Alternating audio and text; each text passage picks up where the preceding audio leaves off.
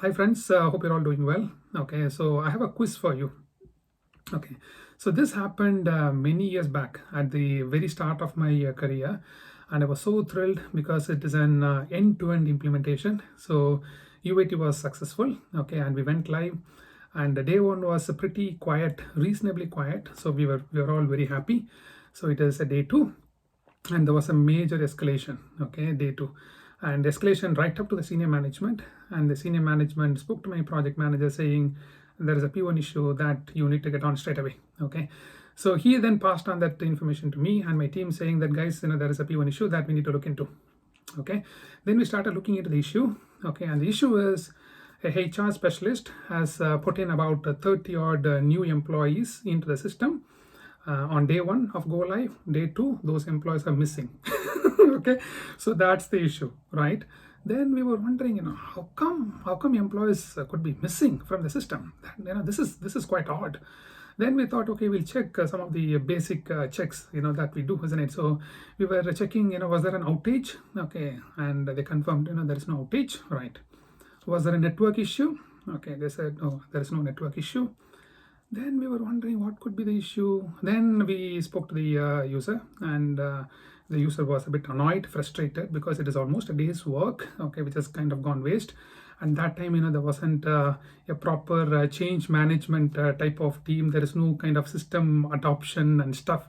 Senior management take a decision, and the rest of the departments and the end users have to kind of adopt it, live with it. Okay, so there is no such thing. Okay, so it was kind of that frustration was coming through, and the person was saying, I did that and now it is missing and this and that. Okay, so then we said, okay, can you give some employees so we can check.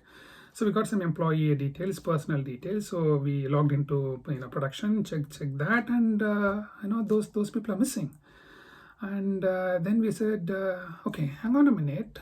These new joiners, are they future dated? Did you date track to create those future dated hires? And they said, yeah, of course there are some future dated hires, but there are some backdated hires as well. Okay, because remember, we do a freeze period during the cutover, and we instruct the department to hold on to the transaction and not to put any transaction.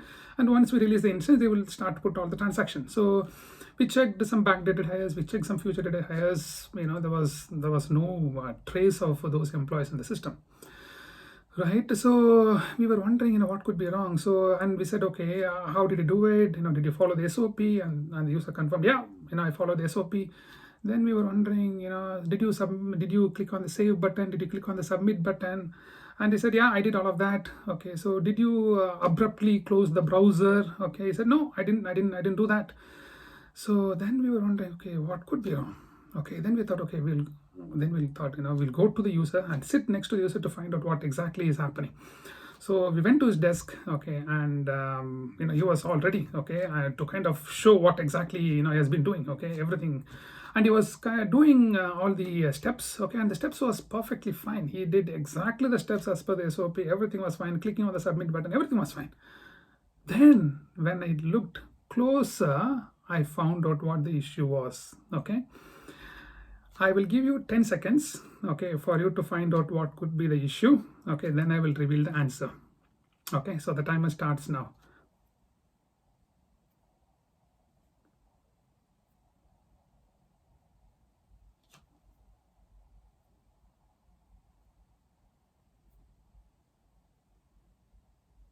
Right. If we need a bit more time, okay, you can pause this video. Okay, so if not, let me reveal the answer. Okay, so the answer is user error. So what the user has done, the user has logged into UAT instance, right, which the instance that he has been using to test and sign off UAT, and he has put all the new hires into that instance.